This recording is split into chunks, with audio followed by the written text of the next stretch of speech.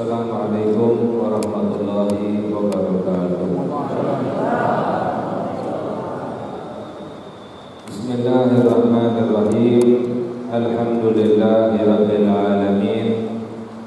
Wassalatu wassalamu ala sayyidina Muhammad miftahi babi rahmatillah adada ma fi ilmillah. Salatan wa salaman daimaini bidawami mulkillah wa ala alihi wa sahbihi wa man wala. Alhamdulillah, hadirin hadirat, semoga kita semua dirahmati oleh Allah Subhanahu wa taala, selalu berada di dalam perlindungan Allah Subhanahu wa taala, dan semoga Allah berikan kita panjang umur, sehat walafiat. Amin ya rabbal alamin. Wabil khusus kepada guru-guru kita, kepada para kiai, para ustaz, para alim ulama, yang semoga selalu diberkahi oleh Allah Subhanahu wa taala, khususnya kepada ketua DKM daripada Masjid Al-Hijrah, segenap pengurusnya, ketua yayasan, ketua panitia, yang semoga diberkahi oleh Allah Subhanahu wa taala, dan kepada siapapun yang telah membantu sehingga terlaksananya acara yang mulia ini. Kita doakan semoga amalannya diterima oleh Allah Subhanahu wa taala, semoga mendapatkan balasan kebaikan yang sebanyak-banyaknya dari Allah Subhanahu wa taala. Amin ya rabbal. Tidak lupa kepada Bapak RT, Bapak RW, Bapak Lurah dari kepolisian, Kapolsek, serta kepada aparat pemerintahan, semoga semuanya diberkahi oleh Allah Subhanahu wa taala. Amin ya rabbal alamin. Alhamdulillah, pertama-tama kita bersyukur kepada Allah Subhanahu wa taala atas limpahan nikmat yang Allah berikan kepada kita, yaitu pada siang hari ini kita masih diperkenankan oleh Allah, masih diizinkan oleh Allah Subhanahu wa taala untuk bisa memakmurkan masjid, karena sebab hamba yang memakmurkan masjid adalah bukan sembarang hamba, tapi hamba-hamba pilihan Allah Subhanahu wa taala. Tidak semua orang bisa untuk memakmurkan masjid, hanya yang dipilih oleh Allah. Sebagaimana di dalam Al-Quran Allah Subhanahu wa ta'ala berfirman, innama ya'muru masajidallahi man amana billahi wal yawmil akhir wa aqama salata wa ata zakata wa lam yakhsha illallah fa'asa ulaika ayyakunu minal muhtadin. Allah berfirman yang artinya, sesungguhnya orang-orang yang memakmurkan masjid, maka mereka itulah orang-orang yang beriman kepada Allah dan Rasul-Nya. Apa maknanya hadirin hadirat yang dirahmati oleh Allah? Maknanya adalah dijamin. Orang yang memakmurkan masjid dijamin orang itu benar-benar beriman kepada Allah Subhanahu wa ta'ala. Kalau orang yang mengakunya beriman akan tetapi tidak memakmurkan masjid, ya istilahnya kita nggak tahu apakah benar atau tidak imannya kepada Allah. Kita husnudzon saja, kita berprasangka baik, mudah-mudahan orang itu beriman kepada Allah, tapi kita tidak bisa menjamin. Namun di dalam hadis Nabi kita Nabi Muhammad sallallahu alaihi wasallam beliau bersabda, jika kalian melihat orang-orang yang bolak-balik ke masjid, memakmurkan masjid, maka bersaksilah. Kita diperintahkan untuk bersaksi bahwa orang itu benar-benar orang yang beriman kepada Allah Subhanahu wa ta'ala. Tanpa ragu lagi, karena apa? Sudah disaksikan oleh Allah di dalam Al-Quran. Orang-orang yang memakmurkan masjid, mereka itulah orang-orang yang beriman kepada Allah dan hari akhir. Wa aqamas sholata, mereka itulah orang-orang yang mendirikan sholat. Wa ataz zakata, mereka itulah orang-orang yang menunaikan zakat. Walam yakhsha illallah, dan mereka itulah orang-orang yang tidak takut kecuali hanya kepada Allah Subhanahu wa ta'ala. Fa'asa ulaika ayyakunu minal muhtadin. Mudah-mudahan. Jadi di dalam Al-Quran Allah sebut dengan asa. Asa itu artinya mudah-mudahan. Ini adalah sebagai pelajaran untuk hambanya. Kalau kita ingin mengharapkan sesuatu, kita ucapkan dengan mudah-mudahan atau semoga. Asa di dalam Al-Quran ini untuk hambanya, mudah-mudahan. Tapi bagi Allah, kalau di dalam Al-Quran itu ada kata-kata asa, mudah-mudahan, semoga, maknanya apa? Pasti. Jadi kalau Allah yang mengatakan mudah-mudahan, berarti maknanya adalah pasti, bukan mudah-mudahan lagi. Untuk kita mudah-mudahan, untuk Allah maknanya pasti. Fa'asa ulaika ayyakunu minal muhtadin, maka maknanya adalah pastilah orang-orang yang memakmurkan masjid, pastilah mereka itu orang-orang yang mendapatkan hidayah dari Allah Subhanahu wa ta'ala. Semoga kita digolongkan oleh Allah menjadi hamba-hamba yang memakmurkan masjid. Semoga kita mendapatkan hidayah dari Allah Subhanahu wa ta'ala. Amin ya rabbal alamin. Alhamdulillah, hadirin hadirat yang dirahmati oleh Allah. Yang pertama, kita memakmurkan masjid, kita berkumpul bersama. Pada dasarnya, pada intinya adalah untuk kita ini berzikir, menyebut nama Allah Subhanahu wa ta'ala. Untuk kita ini ingat kepada Allah Subhanahu wa ta'ala.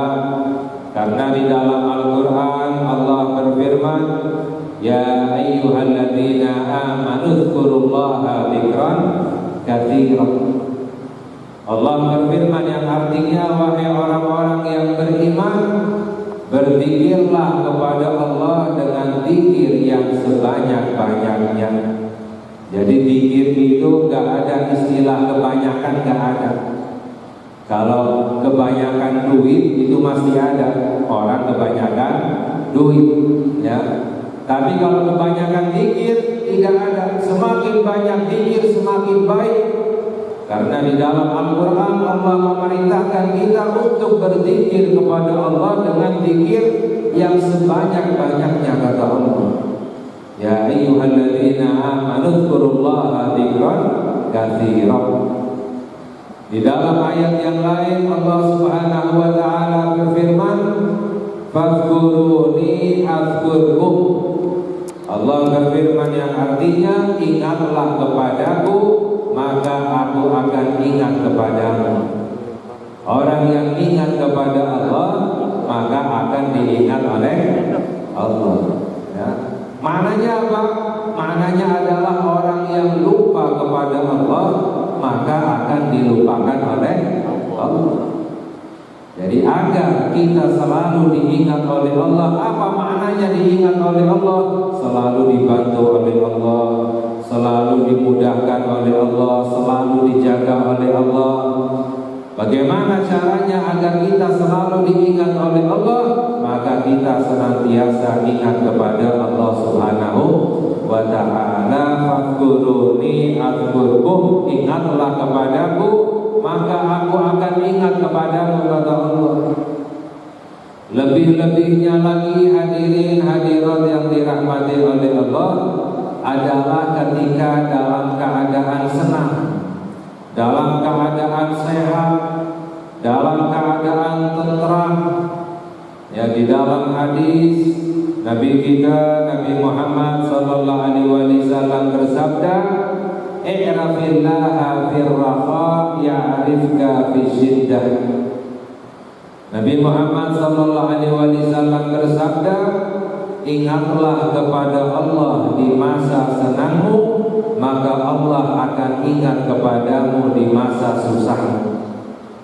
Ya, ingatlah kepada Allah di masa senangmu, maka Allah akan ingat kepadamu di masa susahmu. Sekarang kan banyak orang kebalik. Ya, ketika senang lupa kepada Allah Subhanahu wa ta'ala, ketika susah baru ingat kepada Allah. Ini bagaimana bisa diingat oleh Allah? Ya, di masa senangnya lupa kepada Allah, di masa susahnya dilupakan oleh Allah. Kebanyakan orang sekarang seperti ini. Dalam keadaan lagi banyak uang, lagi maju, lupa kepada Allah Subhanahu wa ta'ala. Jarang-jarang berzikir, jarang-jarang ke masjid. Ya, ketika dalam keadaan bangkrut misalnya, ketika dalam keadaan turun, ya, dalam keadaan mundur, dalam keadaan tidak punya uang, baru ke masjid, ya, baru pegang tasbih sambil dikira. Ya, padahal sebelumnya nggak pernah dikira. Jarang-jarang lupa kepada Allah. Ini bagaimana bisa diingat oleh Allah Subhanahu wa ta'ala? Banyak sekarang orang dalam keadaan sehat lupa kepada Allah, ketika sakit baru baca Al-Quran, ya, baru sholat tahajud, ya, baru mintanya kepada Allah sampai nangis-nangis. Ya, sebelumnya nggak pernah, jarang sekali minta kepada Allah sampai nangis, mungkin nggak pernah. Ini yang seperti ini bagaimana bisa diingat oleh Allah Subhanahu wa ta'ala.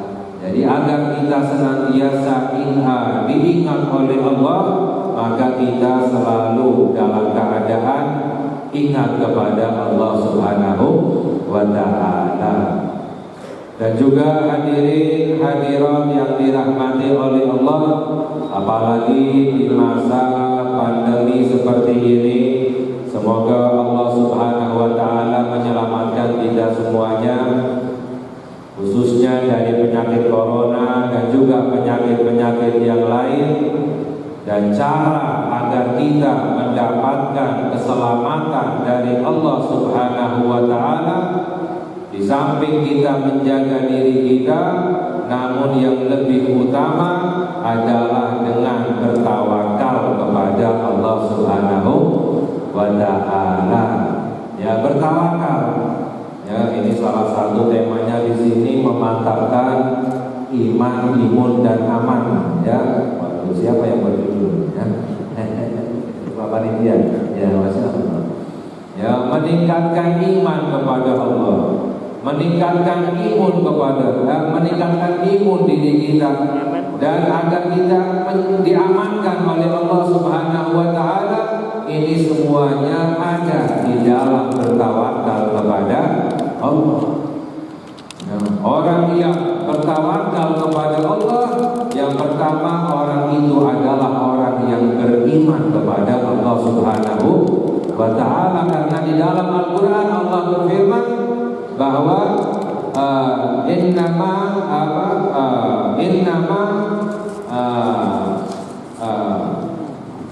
wa man yatawakkal 'alallahi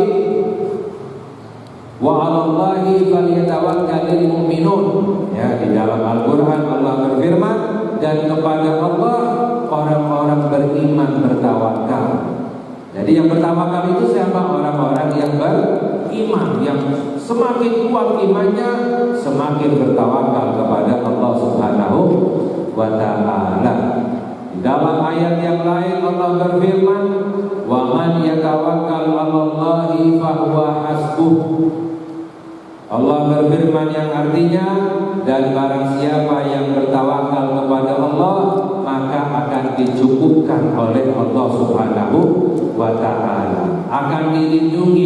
Allah Subhanahu wa taala, sehingga apa? Orang itu menjadi tenang, ya, merasa tenang, ya, hatinya merasa tentram. Orang yang seperti ini imunnya menjadi kuat. Karena kita dengar bahwa dalam ilmu kedokteran pun mengatakan bahwa orang dalam keadaan gelisah, dalam keadaan takut, dalam keadaan stres, itu imunnya menjadi turun. Ketika imun turun, penyakit baru bisa masuk. Ini bagi orang yang tidak bertawakal kepada Allah. Tapi orang yang bertawakal kepada Allah gak ada rasa gelisah, gak ada rasa takut, gak ada rasa cemas, gak ada rasa stres, apalagi merasa tenang. Ya, sebab apa? Pegangan hatinya adalah Allah Subhanahu wa ta'ala. Yang namanya bertawakal bukan berarti tidak berusaha, bukan. Tetap kita berusaha seoptimal mungkin, semampu yang bisa kita lakukan. Tapi pegangan hati kita, sandaran hati kita hanya berpegang kepada Allah Subhanahu wa ta'ala. Kalau Allah akan menyelamatkan seorang hamba, maka pasti hamba itu akan selamat. Kalau tidak diselamatkan oleh Allah, maka tidak akan selamat. Orang yang seperti ini merasa tenang hatinya, ya, pegangannya hanya kepada Allah Subhanahu wa ta'ala. Ini orang menjadi kuat imunnya, sehingga apa? Diselamatkan oleh Allah. Ini bagi orang yang bertawakal. Ya, di dalam hadis diriwayatkan bahwa hasbunallahu wa ni'mal wakil. Ya, sering-sering membaca hasbunallahu wa ni'mal wakil. Hasbunallah, cukup bagiku Allah sebagai pelindung, wa ni'mal wakil. Ya, banyak-banyak agar kita merasa bertawakal kepada Allah. Karena apa? Ucapan ini adalah ucapan Nabi Ibrahim alaihissalam ketika dilemparkan ke dalam apinya Raja Namrud. Itu apinya Raja Namrud besarnya luar biasa, dinyalakan selama beberapa hari, panasnya besarnya luar biasa. Ketika Nabi Ibrahim dilemparkan ke dalam apinya Namrud, itu yang diucapkan oleh beliau adalah hasbunallahu wa ni'mal wakil. Kekuatan imannya, bertawakalnya kepada Allah, sehingga api sebesar apapun itu diselamatkan oleh Allah Subhanahu wa ta'ala. Apalagi istilahnya penyakit corona, ya, istilahnya. Mananya apa? Orang yang bertawakal kepada Allah itu tidak akan dibahayakan oleh apapun. Dan itu juga adalah ucapan Nabi kita, Nabi Muhammad SAW, ketika ada kabar akan diserang oleh musuh. Di dalam Al-Quran Allah ceritakan, ya, bagaimana ketika innan nasa kajama'u lakum fakhshawhum fazadahum imanan wa qalu hasbunallahu wa ni'mal wakil fandalaku bi ni'matin minallahi wa fadlin lam yamsashum su'un. Di dalam Al-Quran Allah menceritakan ketika orang-orang munafik berkata bahwa kalian, Nabi Muhammad bersama para sahabat, akan diserang oleh orang-orang kafir. Ya, apa yang diucapkan oleh para sahabat gak gelisah, gak ketakutan, ya, gak khawatir, tapi semakin kuat imannya para sahabat dan mengucapkan hasbunallahu wa ni'mal wakil. Akhirnya apa? Diselamatkan oleh Allah, tidak mendapatkan bahaya, justru mendapatkan keuntungan dari Allah Subhanahu wa ta'ala. Jadi orang yang bertawakal ini orang yang beriman kepada Allah, imunnya menjadi kuat dan akan mendapatkan keamanan dari Allah Subhanahu wa ta'ala. Di dalam hadis yang lain Nabi kita Nabi Muhammad sallallahu alaihi wasallam bersabda, "Lau tawakkaltum hakka tawakkulihi la razaqakum kama yarzuqut tayr." tahdu khimasan wa taruhu bitana. Di dalam hadis yang lain Nabi kita Nabi Muhammad sallallahu alaihi wasallam bersabda, kalau seandainya kalian bertawakal kepada Allah dengan sebenar-benarnya, maka kalian akan diberi rezeki sebagaimana burung-burung diberi rezeki oleh Allah. Bagaimana? Berangkat di waktu pagi-pagi dalam keadaan perut kosong, pulang di waktu sore dalam keadaan perut kenyang. Ini dalam hadis. Jadi ibaratnya burung-burung itu benar-benar bertawakal kepada Allah, ya, pegangan hatinya kepada Allah, sehingga apa? Pulang membawa hasil. Akan tetapi tetap berusaha. Kita lihat burung-burung itu pagi-pagi baru sinar udah muncul sedikit, udah keluar dari rumah, berusaha seoptimal mungkin. Tapi apa? Bertawakal kepada Allah Subhanahu wa ta'ala sehingga pulang membawa hasil. Hadirin hadirat yang dirahmati oleh Allah, ya, jadi semoga Allah memberikan ketabahan kepada kita dan juga memberikan hidayah kepada kita agar kita bisa benar-benar bertawakal kepada Allah Subhanahu wa ta'ala. Amin ya rabbal alamin, ya. Namun perlu kita perhatikan yang namanya tawakal itu adalah pegangan hati kita. Misalnya contohnya ada orang rumahnya dijaga oleh satpam. Orang rumahnya dijaga oleh satpam. Lalu merasa tenang hatinya karena apa? Rumahnya dijaga oleh satpam. Itu berarti orang ini tawakalnya kepada satpam. Nah, karena apa? Tenang hatinya sebab ada satpam. Ya, tawakalnya berarti kepada satpam. Ya, seperti itu. Misalnya ada orang punya simpanan uang di bank misalnya, merasa tenang hatinya karena ada simpanan uang di bank, berarti tawakalnya kepada uang yang ada di bank. Ya, sebab hatinya menjadi tenang karena ada simpanan. Ya, orang yang bertawakal kepada Allah tetap berusaha seoptimal mungkin menjaga dan lain sebagainya, tapi merasa tenang hatinya karena apa? Pegangannya hanya kepada Allah Subhanahu wa ta'ala. Kalau Allah melindungi maka akan aman. Kalau Allah tidak melindungi, walaupun istilahnya yang jaga satpam 100 satpam sekalipun, simpanan uangnya sebanyak apapun, tapi kalau Allah tidak melindungi, tidak mencukupkan, maka semuanya itu tidak ada gunanya. Ini namanya orang yang baru bertawakal kepada Allah Subhanahu wa ta'ala. Hadirin hadirat yang dirahmati oleh Allah, Sayyiduna Umar bin Khattab radhiyallahu ta'ala anhu, beliau berkata bahwa innallaha katama sittatan fi sittatin. Sayyidina Umar bin Khattab beliau berkata bahwa Allah Subhanahu wa ta'ala menyembunyikan 6 perkara di dalam 6 perkara.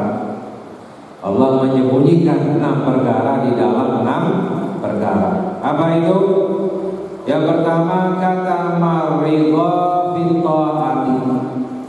Yang pertama adalah Allah Subhanahu wa ta'ala menyembunyikan ridhonya di dalam ketaatan.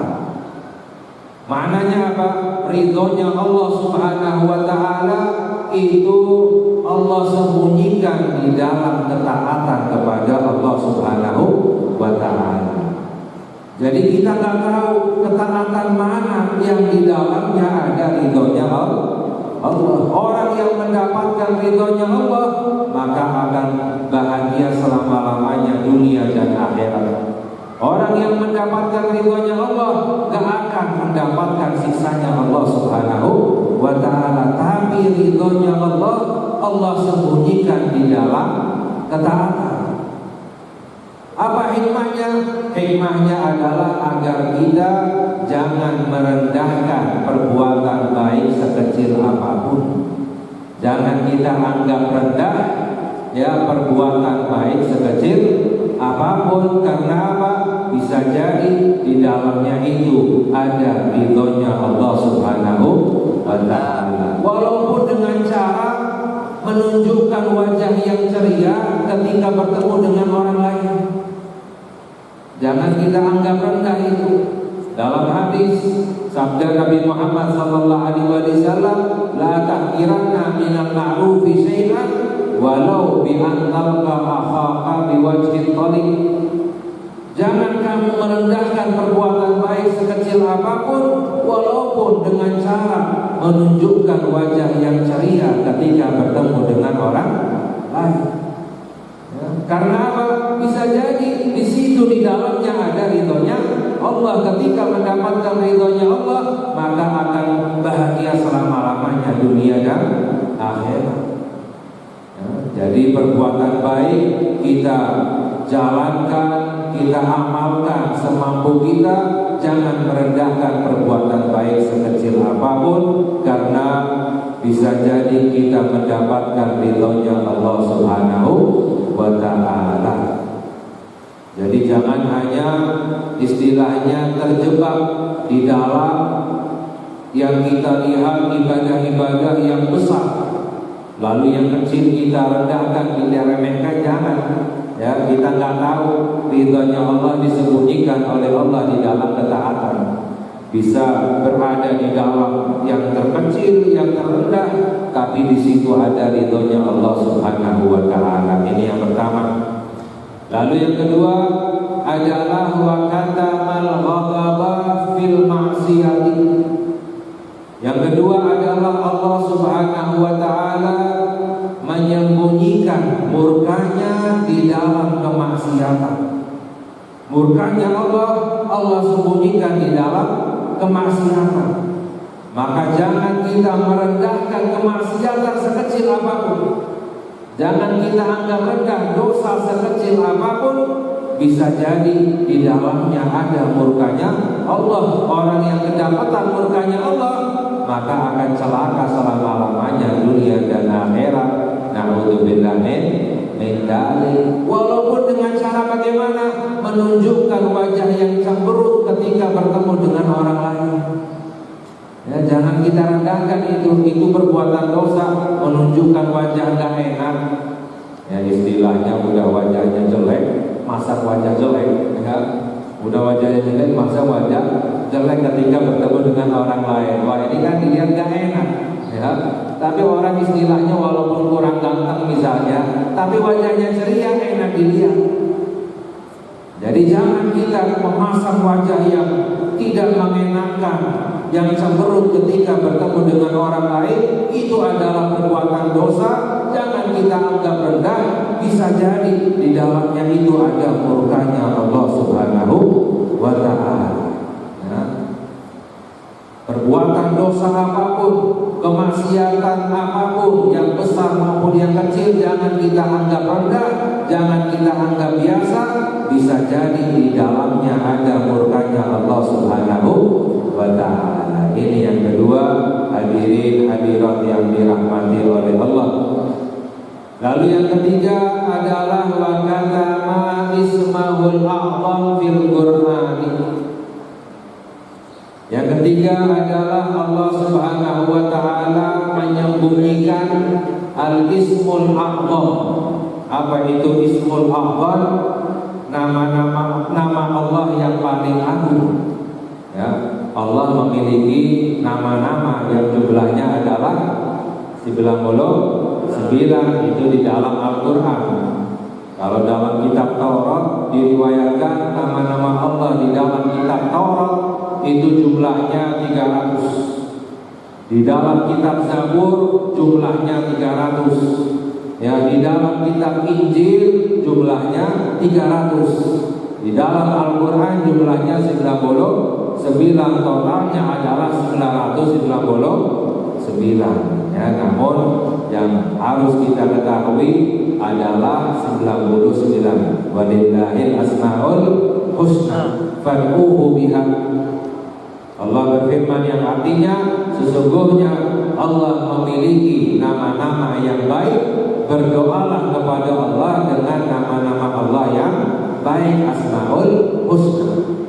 Nah, di antara asmaul husna yang jumlahnya 99, ada satu nama Allah yang namanya Ismul A'zam.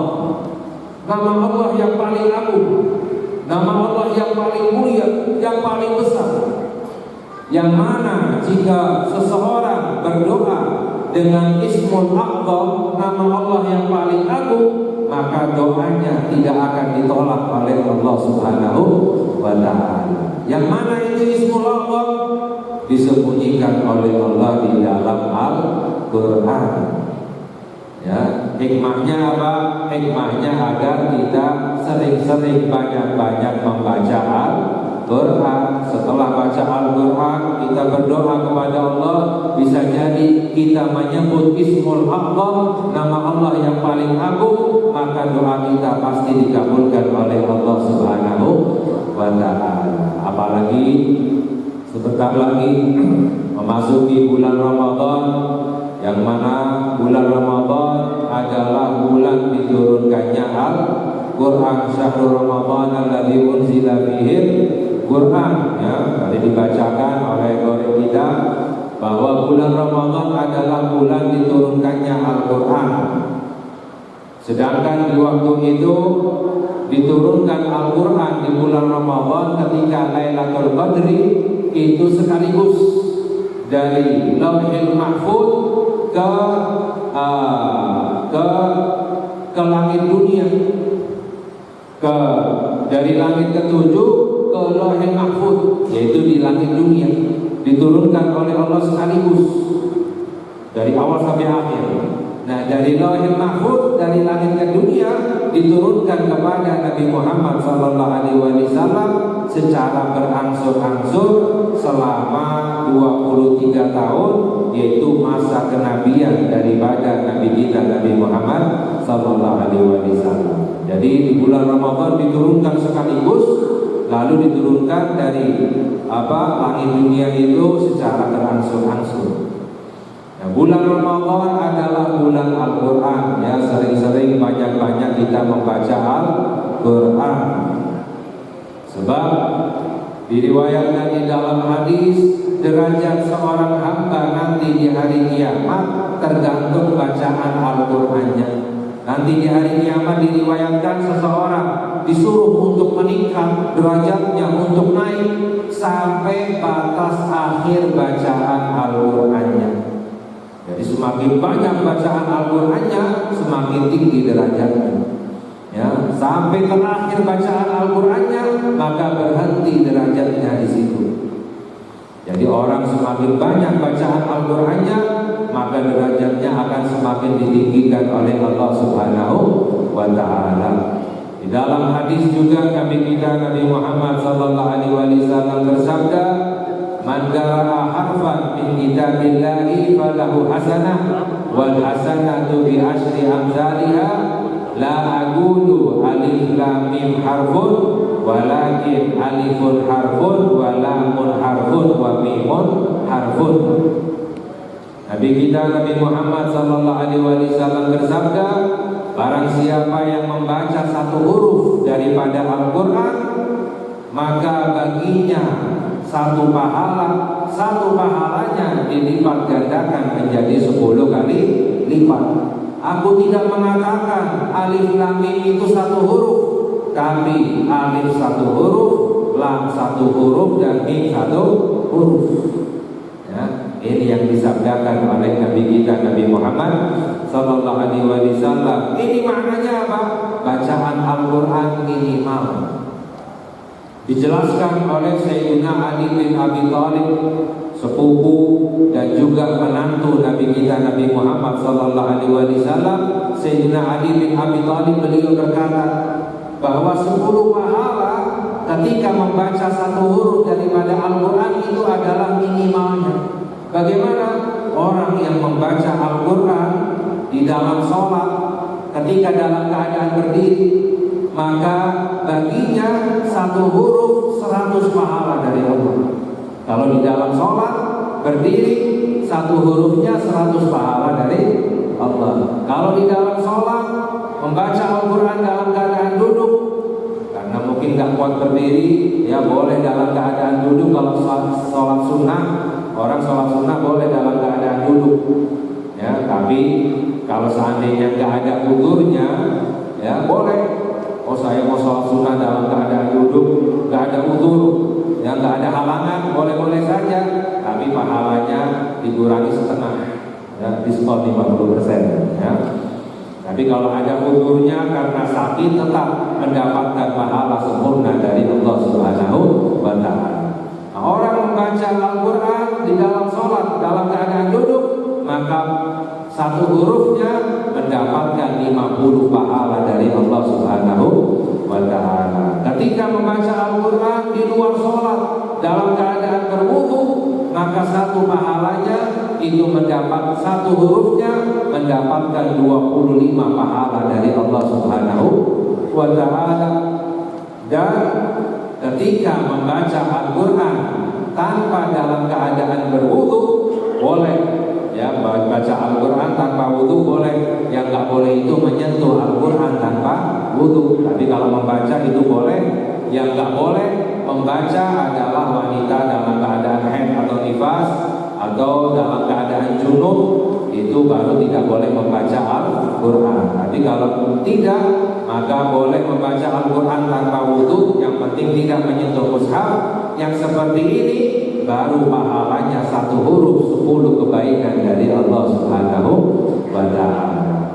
Ulama-ulama dahulu itu diriwayatkan, kenapa kaum ulama dahulu luar biasa mulianya, derajatnya sangat tinggi sekali, ya, seperti kita dengar contohnya adalah Al-Imam Asy-Syafi'i radhiyallahu ta'ala anhu. Beliau seorang ulama besar, lahirnya itu 150 Hijriah, tahun 150 Hijriah, sekarang 1442 Hijriah, berarti berapa tahun yang lalu? Ya, silakan hitung sendiri ya. Ya, 150 Hijriah sampai sekarang terkenal, luar biasa, ilmunya bermanfaat ke seluruh penjuru dunia. Ya, ratusan tahun bahkan ribuan tahun sampai sekarang ini, mulianya luar biasa. Apa amalannya beliau? Itu diriwayatkan Al-Imam Asy-Syafi'i sehari menghatamkan Quran sekali. Ya, satu hari menghatamkan Quran satu kali. Ya, pantas saja mulia. Ya, itu di luar bulan Ramadan. Ketika bulan Ramadan menghatamkan Quran sehari 2 kali, siang sekali, malam sekali. Ya, kita kan cuma bisa geleng-geleng aja, ya, nggak bisa kita ngikutin seperti itu, luar biasa. Ya, itu baru Al-Imam Asy-Syafi'i. Diriwayatkan bahwa Al-Imam Abi Hanifah, Al-Imam Abi Hanifah sebelum Al-Imam Asy-Syafi'i, ya, radhiyallahu ta'ala anhu, beliau menghatamkan Al-Quran itu dalam 1 rakaat. Waduh, luar biasa sekali, ya. Apalagi dahulu kita dengar para sahabat bersama Nabi Muhammad SAW ketika sholat gerhana. Sholat gerhana kan dalam 1 rakaat 2 kali berdiri, 2 kali ruku. Itu di rakaat yang pertama, ketika berdiri yang pertama setelah Al-Fatihah membaca surat Al-Baqarah. Ya, lalu di rakaat yang pertama berdiri yang kedua membaca surat Ali Imran setelah Al-Fatihah. Di rakaat yang kedua berdiri yang ketiga membaca surat An-Nisa setelah Al-Fatihah.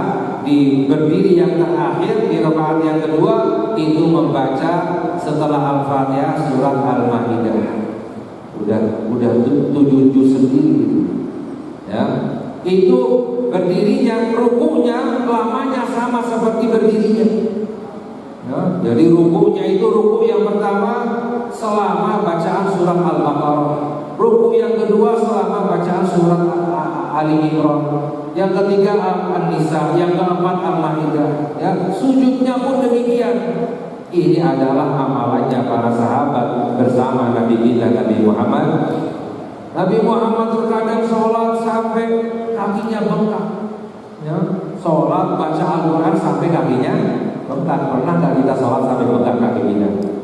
Ya, nggak pernah. Ya, makanya, jadi kemuliaan seseorang itu dilihat dari bacaan Al-Qurannya. Semakin banyak membaca Al-Quran, maka semakin ditinggikan derajatnya oleh Allah Subhanahu wa Ta'ala. Kembali lagi hadirin hadirat yang dirahmati oleh Allah.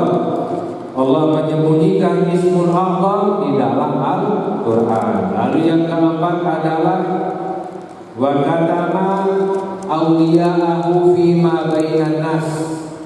Yang keempat adalah Allah Subhanahu wa ta'ala menyembunyikan walinya ada di antara hamba-hamba Allah yang menjadi walinya Allah. Siapa itu walinya Allah? Yaitu hamba-hamba yang dicinta oleh Allah Subhanahu wa ta'ala, hamba-hamba yang dekat dengan Allah. Barang siapa yang memusuhi para walinya Allah, maka akan celaka dunia dan akhirat. Itu dalam hadis. Yang mana walinya Allah? Itu disembunyikan oleh Allah di antara manusia. Kita tak tahu mana orang-orang yang menjadi walinya Allah Subhanahu wa ta'ala. Disembunyikan oleh Allah. Apa hikmahnya? Hikmahnya agar kita jangan merendahkan siapapun, agar kita jangan memusuhi siapapun, jangan kita mencaci memaki siapapun. Bisa jadi itu adalah walinya Allah Subhanahu wa ta'ala. Jadi jangan kita merendahkan siapapun, ya. Justru kita istilahnya muliakan orang lain, ya, berusaha untuk mengangkat siapapun, jangan kita rendahkan. Bisa jadi itu walinya Allah, kita muliakan, maka kita akan dimuliakan oleh Allah Subhanahu wa ta'ala. Karena walinya Allah disembunyikan oleh Allah di antara manusia. Lalu yang kelima adalah wa katama lailatul qadri fi Ramadan. Yang kelima adalah Allah Subhanahu wa ta'ala menyembunyikan Lailatul Qadri di dalam bulan Ramadan. Ya, Lailatul Qadri khairum min alfi syahr. Ya, malam Qadar itu lebih baik daripada 1000 bulan. Yang mana orang yang mendapatkan Lailatul Qadri sekali itu seperti ibadah kepada Allah selama 1000 bulan. 1000 bulan itu berapa lama? Kurang lebih 83 tahun.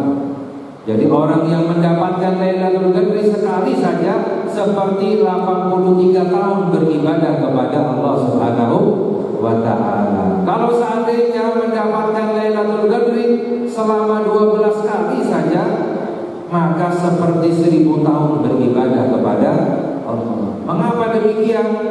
Karena diriwayatkan Nabi Muhammad SAW pernah mengadu kepada Allah.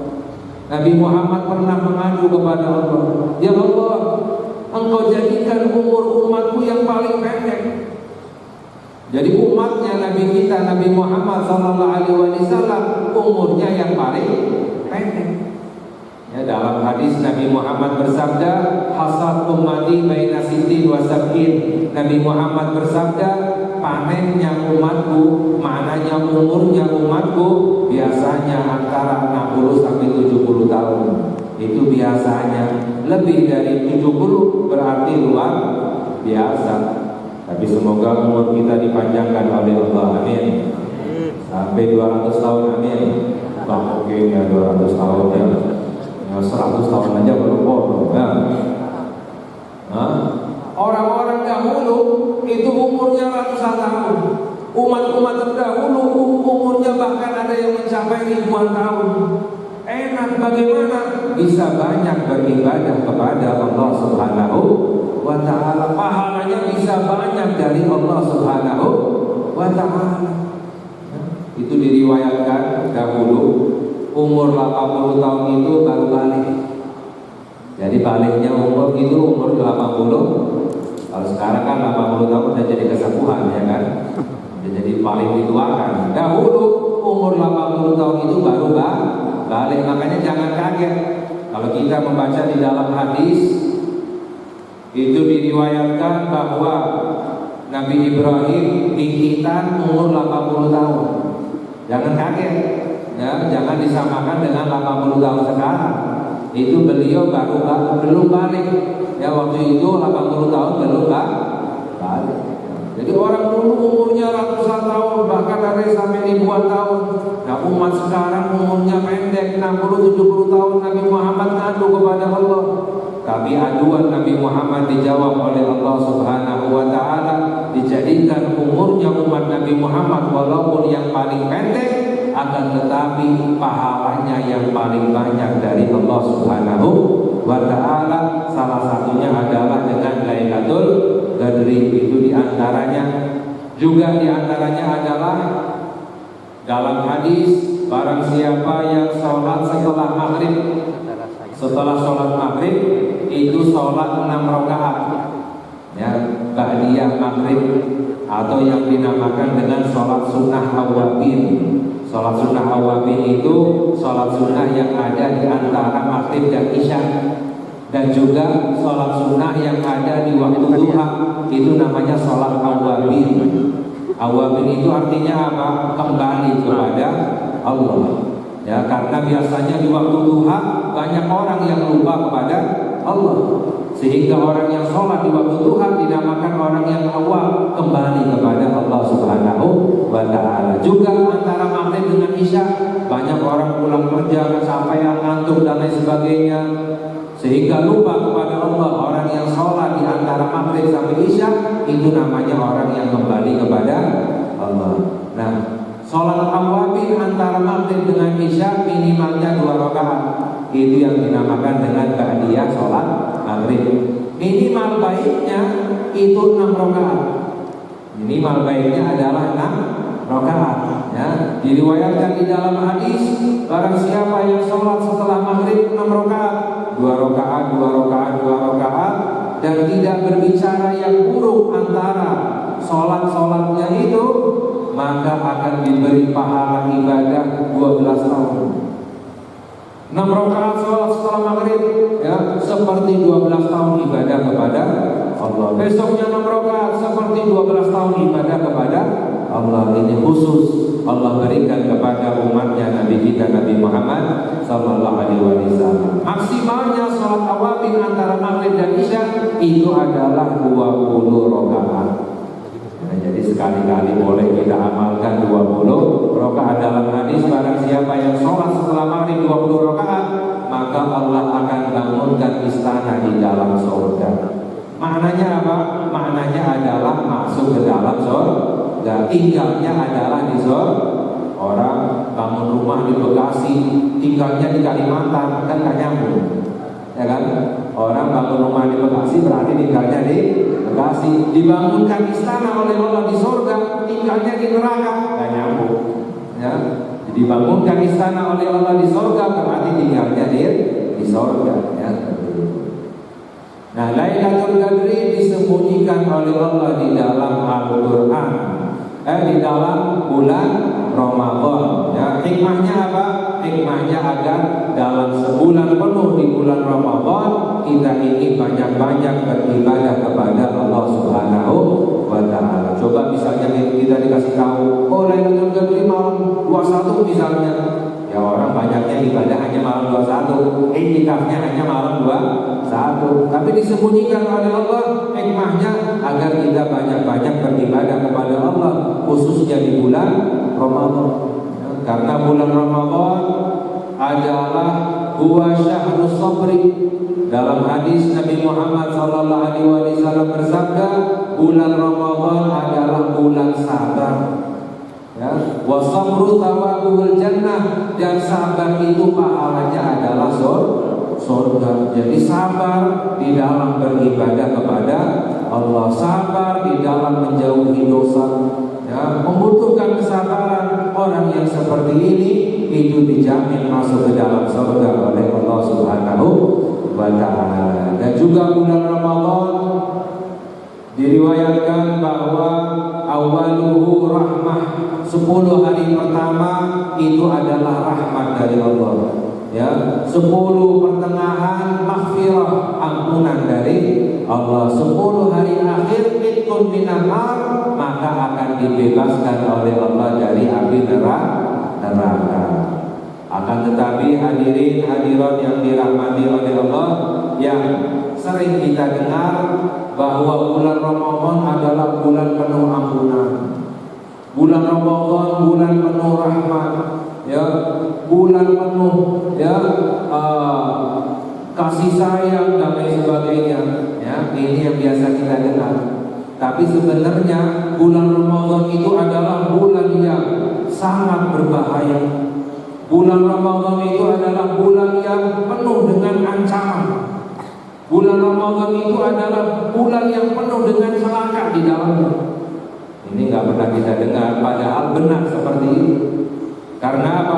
Bulan Ramadan bulan penuh ampunan, penuh rahmat dari Allah, bukan untuk semua orang, khusus untuk orang yang taat kepada Allah Subhanahu wa ta'ala. Tapi bagi orang yang tidak taat kepada Allah, orang yang apalagi berbuat maksiat di bulan Ramadan, gak sama berbuat maksiat di bulan-bulan yang lain.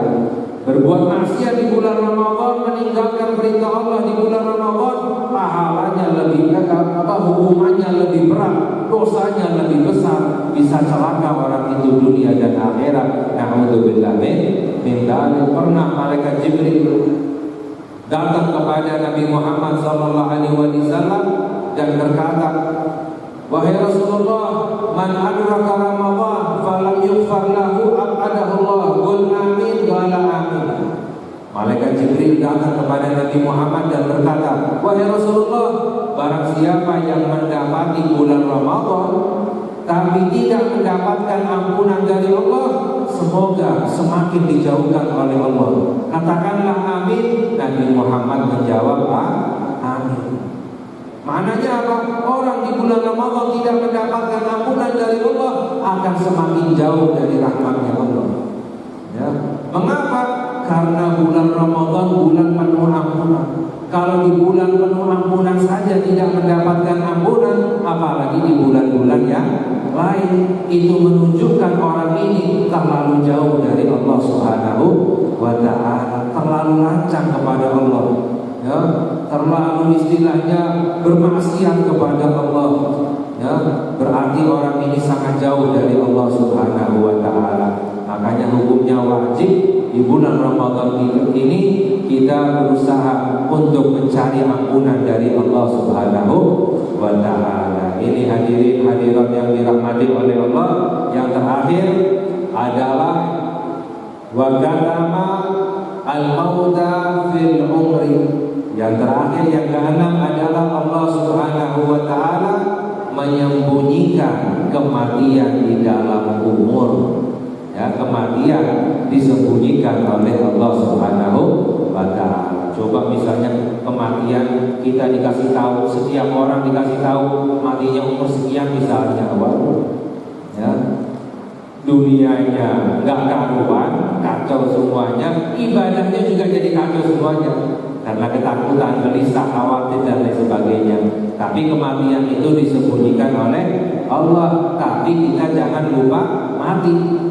Kematian disembunyikan oleh Allah, tapi kita jangan lupa mati. Disembunyikan oleh Allah bukan untuk dilupakan, tapi untuk apa? Agar kita tenang menjalani kehidupan dunia, agar kita tenang di dalam beribadah kepada Allah Subhanahu wa ta'ala. Ya. Sebab salah satu obat hati adalah ingat mati. Salah satu obat hati itu adalah ingat mati. Ya, dalam hadis Nabi Muhammad SAW bersabda, innal qulub tasda kama yasda'ul hadid idza asabahul ma'. Nabi Muhammad SAW bersabda, sesungguhnya hati ini bisa berkarat sebagaimana besi yang bisa berkarat jika terkena air. Jadi besi bisa berkarat jika terkena air, hati pun bisa berkarat. Orang yang hatinya karatan susah untuk ibadah kepada Allah. Orang yang hatinya karatan berat untuk beribadah kepada Allah, susah berat untuk berzikir menyebut nama Allah, itu hatinya karatan. Ya. Lalu para sahabat bertanya, "Fama jalauha?" Wahai Rasulullah, bagaimana cara membersihkan hati dari karatan agar mengkilap kembali? Bagaimana caranya? Dijawab oleh Nabi Muhammad SAW dua. Ya, untuk membersihkan hati dari karatan caranya adalah dua. Apa itu? Yang pertama adalah katsratu dzikril maut, banyak-banyak ingat mati. Ya, orang banyak banyak ingat mati, bersih hatinya, sehingga apa? Mudah, ringan untuk ibadah kepada Allah, lebih semangat untuk beribadah kepada Allah. Ini yang pertama, sering-sering ingat mati. Lalu yang kedua adalah qiraatul Quran, banyak-banyak membaca Al-Quran. Baca apa? Al-Quran itu juga adalah obat hati daripada karatan, agar apa? Kita semangat di dalam beribadah kepada Allah Subhanahu wa ta'ala. Hadirin hadirat yang dirahmati oleh Allah, yang mungkin itu yang bisa disampaikan. Semoga bermanfaat untuk kita semuanya di dunia maupun di hari akhirat, dan semoga Allah memberikan hidayah kepada kita, memberikan taufik kepada kita, agar kita bisa berbuat taat kepada Allah Subhanahu wa ta'ala, melaksanakan perintah Allah, menjauhi larangannya Allah, dan kita menjadi hamba-hamba yang bertakwa kepada Allah Subhanahu wa ta'ala. Amin ya rabbal alamin. Tabarukan akhir kita membacakan ayat Allah Subhanahu wa ta'ala berfirman, ya ayyuhalladzina amanu kutiba alaikumusiyam kama kutiba alal ladzina min qablikum la'allakum tattaqun. Allah berfirman yang artinya, wahai orang-orang yang beriman, diwajibkan atas kamu untuk berpuasa sebagaimana diwajibkan atas orang-orang sebelum kamu, agar kamu bertakwa. Jadi tujuan daripada puasa itu apa? Agar kita menjadi hamba yang bertakwa kepada Allah. Bagaimana? Dengan melawan hawa nafsu. Sebab apa? Hawa nafsu itu maunya melanggar perintah Allah. Orang yang mengikuti hawa nafsunya gak bisa untuk bertakwa kepada Allah. Nah, puasa adalah cara untuk kita melawan hawa nafsu, agar kita bisa menjadi hamba yang bertakwa kepada Allah Subhanahu wa ta'ala. Amin ya rabbal alamin. Wa sallallahu ala sayyidina Muhammad wa ala alihi wa sahbihi wasallam. Walhamdulillahi rabbil alamin. Wassalamualaikum warahmatullahi wabarakatuh. Waalaikumsalam warahmatullahi wabarakatuh.